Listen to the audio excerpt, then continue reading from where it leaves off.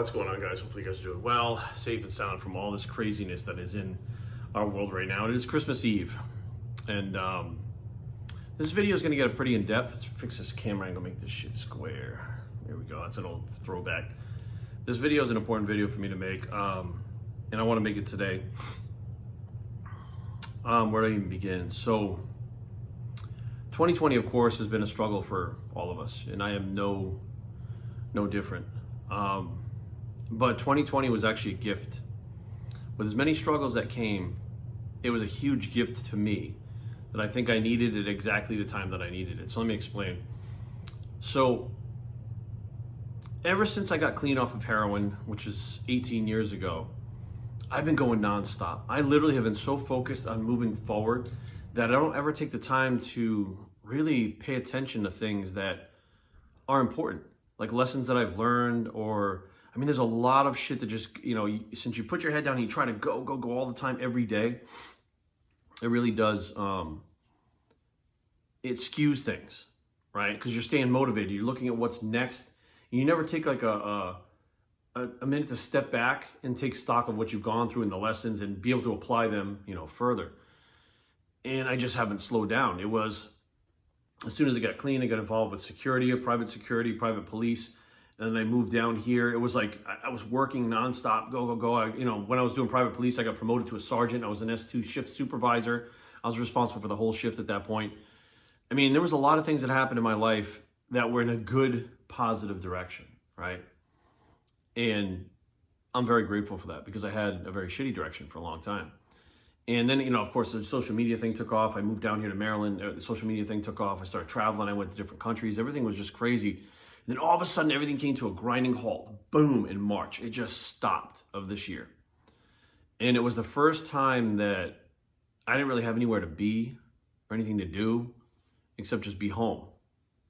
And, of course, there was work on the computer that I could do, which, that was, it didn't take me 30 hours a day doing that because I do have 30 hours in my day. That's what it feels like most days. And I started to really kind of feel a little weird. Now I'm going to share this with you guys that I don't think many people would even comprehend what I'm about to talk about right now. When I was on heroin, I didn't do much. Like, I sat around the house and you were either high all day or you were withdrawing all day, but you didn't really work. You were like selling drugs to afford your drugs, and basically, like, you watched TV all day, you played video games, you were a fucking loser. Like, you didn't do shit, right? You didn't really work for a living. It was just this sad fucking existence of like the same shit day after day, every single day, not getting anywhere, just spinning your fucking wheels, sitting in the fucking house. And when we got thrown into lockdown, I don't think people realized that for me, it was like I got fucking yanked back from 2020 directly back to when I was on heroin living in that state. It was like I was living in the same state, but I was sober. It brought up feelings. It drudged up memories. It made me like relive it to the point where I was depressed. I was anxious. Like, things were going on in my mind and my body that I never dealt with, when I got clean, because I just kept moving forward. That was my thing. Move forward, right? Keep it moving. Keep going. You were a loser for this amount of time, so you're going to make up for it, and you're going to crush everything now, and you're just going to move forward, and you're going to do better and better and better, and you're going to accomplish your goals, and you're never going to look back. Well, without looking back, you don't realize the lessons that you've learned. So I drudged up like all these feelings, and now you're not on drugs, but you feel the same, like you're having the same, like almost like flashbacks because you're in the same situation, except this time, like, you don't want to be there. You know what I mean? This time, like, it's like you're forced back. It's like you're being forced to go backwards to that point, right? To when I was on heroin. And here's what's really crazy. When a drug addict gets clean, sometimes you're so scared or so disappointed, or you want to leave that behind you so bad, that you basically look at the day that you get clean forward is a new life. And everything before that is your old life. And you want to avoid that. You want to stay away from that. But you don't realize it's not just that clip where you were on heroin. It's like your childhood too. Like, you leave all of that behind because you're moving forward in this new life, right? You've got new motivation, new goals. You've cleaned yourself up. You want a new life. You want to leave it all behind. And that's where some of the things started to kind of blend together. So now, bear with me with this. It's very hard for me to talk about. It's very hard for me to describe. So here I am in lockdown in the same exact type of situation, like where I wasn't leaving the house, there was nothing to do, like, and only had my head, in my own head, constantly, nonstop, all the time. Having those, drudging up those feelings of like being a loser again, being in the house, you know what I mean? Not leaving the house, like, like not even being on drugs, but feeling like you're living the lifestyle of when you were a drug addict. It was bizarre. And it triggered me into another strange spot where I picked up a guitar again for the first time in I don't know how many years. 30 years since I had played in a band. And I became so focused on the guitar and stuff again, the music again, that it was like for a brief period, and I think my wife can actually attest this, I was 14 years old again. I was transported. So I got pulled back in time from the lockdown to like when I was on heroin. And when I got to that point and was trying to figure that out, I was working through that in my head. I got pulled back even further into my childhood. When I was 14, I played the guitar. And I played bass, and I played drums, I played in bands, and I created music, and I actually cut albums, and we actually played all over New England and stuff. Stuff that I really enjoyed that I lost track of once I got on drugs. I just moved forward and left everything behind, but I didn't realize that was such a part of me, who I was. It's something that, you can learn, but it's a talent that when I was a young kid, like 11 years old, I was already playing in bands. Like, it was a talent that I had. It was something that I enjoyed. It was something that was part of me that I just left behind because I wanted to start this new life because I had become addicted to drugs later on. So for like this brief period of time, like I remember I picked up the guitar for the first time. I bought a new Jackson guitar. I bought a new bass. I had my Explorer. I had the nut fixed on my Explorer and restrung. Like when we went into lockdown, I was ready. I had all this musical equipment ready to go. And I don't know what was calling me to it. It was like I was going back to my childhood again. I remember I picked up the guitar. I started to play and I was like, man, I remember this. Like, this feels right. This feels good. This feels amazing. Why did I stop doing this? And it led me to getting in touch with the guys from back when I was in a band. We did 2 cover songs and created another song, an original for the first time in 30 years. And it's now in a movie called Evil at the Door. It's in a film. Like, we actually cut a song, an original song for a soundtrack after not even playing together for 30 years. I hadn't even played for 25 years. All of that was from the lockdown. And it was like I was able to, let's be real. For those of you that are 40, 35, 40, 45, 50, 55 years old, how much money would you give to feel 14 years old again for a day? And I felt like that for like a month. For a month, I felt like I was a kid again because I got back to my roots and I was able to leave behind my normal, everyday hustle and bustle, chaotic life that I was living and just be in the moment. Like, that's what the lockdown did. Although it destroyed many, many other things and put a lot of stress on people, and my business went downhill, and a lot of things changed. There were a lot of positives from this that was what we call in the spiritual community shadow work. In this shadow work, it started with the guitar. It started with the feelings that I was drudging up. I was going through this shadow work of myself, picking apart these things. And anybody that knows anything about this stuff called shadow work, it will destroy you to your it goes to your core of who you are and tears you apart and rebuilds you. It's like a tearing down and a rebuilding process, almost like building muscle. And I went through things about, the drug abuse thing, music, my dad, my family, things I've done in the past, relationships that I fucked up with different women from throughout the years. I was able to work on so many things about myself and see so many things about myself that I had changed or bettered myself in so many ways that I never stopped and paid attention to it. And again, this shadow work is about becoming a better you, right? It's like being your own shrink or your own psychologist or psychiatrist. You're in there trying to fix what's broken in you and learn the lessons that you've had throughout your life.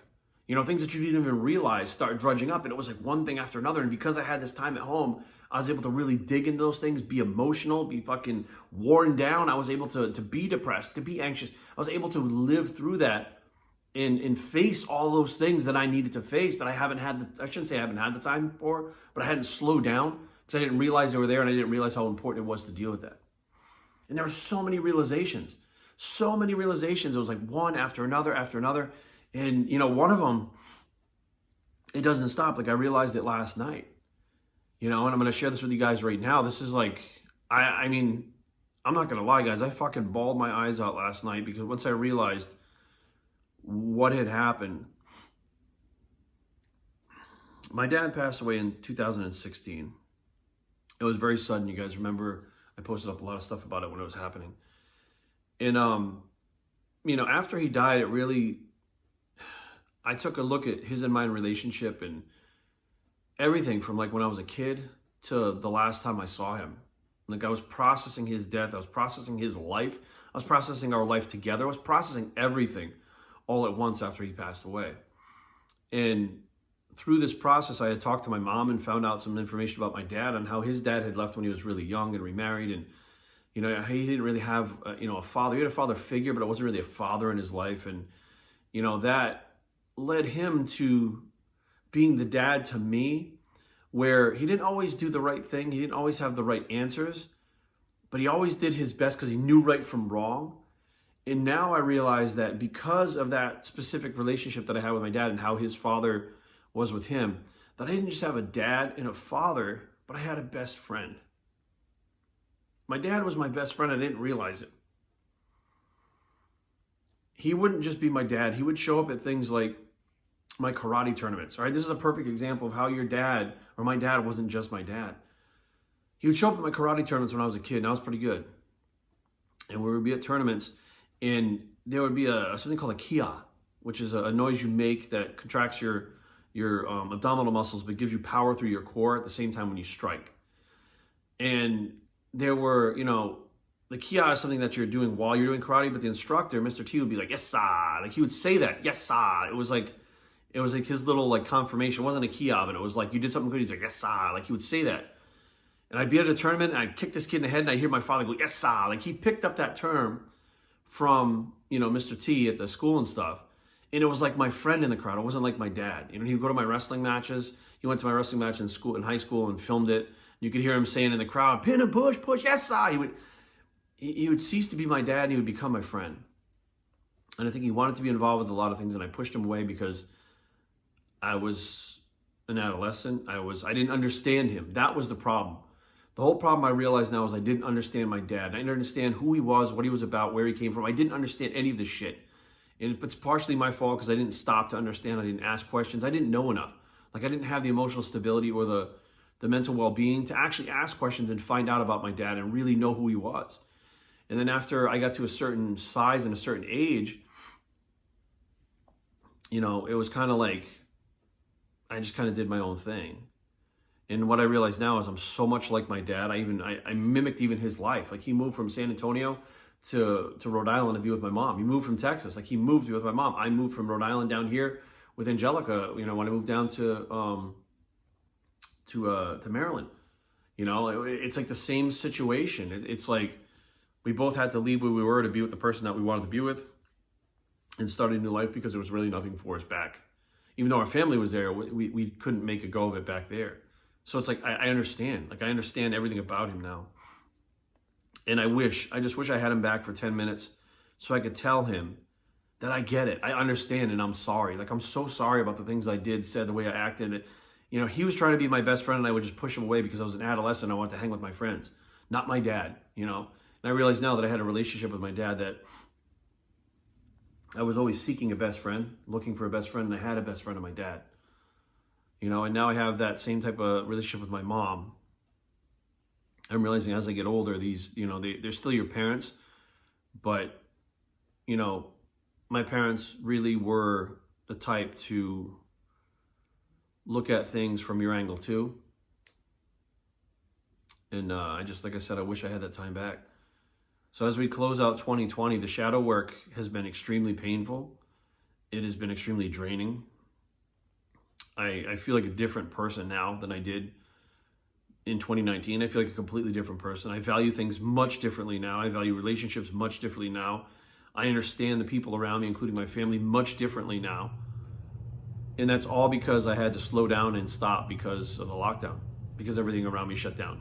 Work, schools, everything. Everything was done. And I was forced to sit in the house for the first time in, 20-something years and face all my shadows, face all my fears, face my past, learn my lessons. that I've learned, but I didn't know I learned them until now. Like I reviewed them and understood what I learned now, as opposed to just keeping my head down and going. Like that's what we lose. We lose when we're just moving forward and not paying attention to everything that's going on around us and the lessons and stuff that are happening, whether it's good, bad, or indifferent. And like all of this stuff happened this year. Like it has been an intense fucking year. And I don't know what 2021 holds, but I feel like a shift. I feel shift changing. I feel things starting to change a little bit. I see people understanding one another. I think, all of us kind of stopped and was able to do the same thing that I'm talking about right now. So, I don't know, guys. It's Christmas time. 2020 was a shit show on many fronts. But without 2020, I don't think we could move forward. Honestly, I think 2020 was a gift from God. Sometimes it doesn't seem like that because there is a balance. There is a negative with a positive and a positive with a negative. That's with anything in life, the yin yang, what's as above, so below, all that stuff, right? There has to be a balance. So we had some really shitty times, but if you embraced those shitty times and really looked at what it was all about, you didn't waste it and just got the shitty times. You got some of the most amazing things, like by taking that time to slow down and do those things. But I was still able to travel a little bit. I still did, the different shows judging for the NPC and the IFBB. I was still able to attend shows. I was still able to, go to the gym and train. I was still able to go out to eat with my wife. I was still able to do the things, after the lockdown finished that I normally do to have part of my life better, but I felt different. I felt different. I thought different. I was different, and I am different. And I think that's a good thing. I really think that's a good thing. I don't think that's a bad thing. I think that, this shadow work will rock you to its core. And I want to thank my wife for being around and helping me with this stuff. She actually understands it. And, without her pointing things out and being strong to help me go through this, I can't go through this. I can't do the things that I do. I don't process things like everybody else does. And I have a lot of questions, and talking through things sometimes really helps me understand things rather than trying to just mull it over in my head, because my head gets confused with ADD and dyslexia and stuff like that. It's hard to read. It's hard to think. But talking, like when I talk to this camera, like I don't have a fucking script. I'm talking to you guys right now like you're like my family members, right? I'm talking to this camera like it's a person, like it's a shrink, like it's a family member, like it's alive, because I don't have a problem talking. Talking helps me process things. Talking helps me learn. Talking helps me ask questions and understand things. And I think that, talking to other people around me, I've had a lot of friends who went through a lot of stuff this year. A lot of friends that went through shadow work as well, and understood what it was and faced their fears and looked at their lessons. And I think that's an amazing way to start 2021, to be totally honest with you. It's a hopeful way with all the crazy shit that's going on. We still have the election up in the air. We still have, there's so much shit going on that there has to be some good on the flip side of this somewhere. The problem is we have to find it. Sometimes it's not in your face. Sometimes you got to see it. Sometimes you have to look for it. Sometimes you have to find it. But when you find it, you realize that balance is there, and it ceases to be a shitty situation and now becomes a balanced situation where you can, even in the shitty times, know that balance is coming back. Like the good times, and I shouldn't say good times, but the times where are important for you and that are good for you, that helps you progress and become a better person, are happening at the same time. You just got to look around. You can't focus on the negative, because then you only see the negative. It's like if you're looking for a yellow Volkswagen, you're going to see a bunch of yellow Volkswagens. I used to play this game called Punch Buggy. Every time you saw a car with a headlight out, you would punch the other person while they were driving. Well, you know how many friggin' cars you saw with headlights out? Like fucking tons. The average day, if you're not paying attention, those cars are still out there. You just don't see them. So if you're looking for the good, you'll find it. If you're looking for the bad, you'll find it. If you're aware they're both there, you'll find both of them. But you can create your own reality. You can create the new you. You can use this to work on yourself. So as all said and done, you're a better version of you. You've evolved. 2020 was about evolving. It was about evolution. It was about growing pains, right? It's like the snake shedding its skin. That's got to be painful. The caterpillar turning into a fucking butterfly. Painful. Your body is transforming. You're transforming. It has to be painful on a physical and emotional level. But that's the only way you get to the next level. And now here we are, and I just found out about this whole thing about we're entering the age of Aquarius, which we're actually have entered a golden age, like a light age. Like every 2,100 years, the world shifts due to like the polar axis and how it wobbles and all this crazy shit. We actually have entered a new age, which is insane to think that we are living in a time where, because it's going to be 2,100 years from now when the next age is ushered in. We left, I believe, Capricorn, and now we're in Aquarius, or whatever the fuck it was. And we're in Aquarius now, which is supposed to be this amazing positive age, this amazing time. And it's just starting to kick off. And it just so happens that it ended with a shitty time that led to a lot of understanding and self-work so that it could be ready for this next age, this next year, this next whatever, this next chapter, I guess you could call it. I know it's a lot of new age shit, but trust me, you younger guys, you get a little bit older, you're going to start thinking like this. You think about your own mortality, you think about these lessons, you think about, being a better you, etc. So I'm going to head out here and go train legs. Jorge and Yumi are waiting for me at the gym. They'll be there probably about 25 minutes. They'll be there. So it's Christmas Eve leg training, right? Wouldn't have it any other way. Most tiring day of the week training for me is leg day on Christmas Eve. But guys, the year's almost over. And I urge you, if you're in that spot right now where all you see is the negative, you only see the bad, you only see things that have beat you up or destroyed you throughout the year, take a minute to slow down and look around and really pay attention, because there's some important things that you need to evolve into a better version of you happening right now, and you may not see them, but it's imperative that you find those things right now and understand them to move forward. Merry Christmas, guys. Thank you guys so much for the support all year, for myself, for GIFT Labs, the social media stuff, the posts, the messages, the emails, the positivity and the negativity both. I actually look at the negativity now as another form of, I want to say criticism, or a form of enlightenment, I should say, that sometimes it takes those negative comments for you to see something in yourself that you didn't see before from a random person. So thank you for the positive comments and messages. Thank you for the negative comments and messages. I do understand that all those things do help make me who I am and help me progress and evolve into the next version of myself. And for that, I'm grateful. I'm Virus3, and I approve this message. Merry Christmas, guys, and we're out.